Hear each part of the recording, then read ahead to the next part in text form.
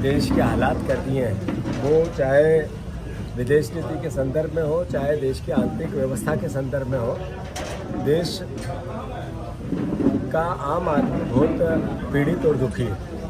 आप देखो कि जब पाकिस्तान से हमारा युद्ध हुआ तो दुनिया का एक भी देश भारत के साथ खड़ा नहीं हुआ।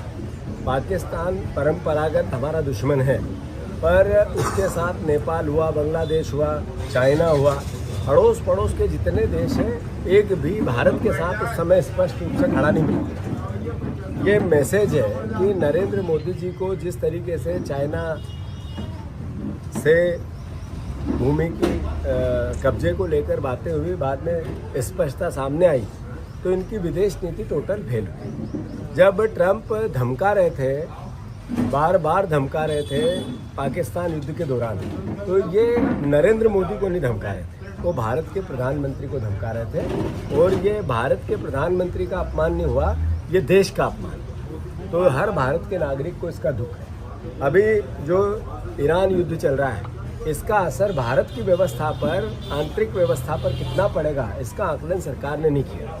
अभी 1500 रुपये के आसपास गैस सिलेंडर बड़े शहरों में ब्लैक में मिलने लग गया है। ये 60 रुपये की वृद्धि, पेट्रोल क्रूड ऑयल लगातार वृद्धि नेचुरल है, स्वाभाविक है कि सरकार हाथ ऊंचे करेगी और उसका असर फिर जनता पे आएगा। अभी ट्रेड डील हुई, उसका असर किसानों पे आया। हमारे धान के किसान हो, मक्का के किसान हो, सोयाबीन के किसान हो, कपास के किसान हो, जो रेट थे 40% तक गिरे हैं। आप चेक करो इस बात को।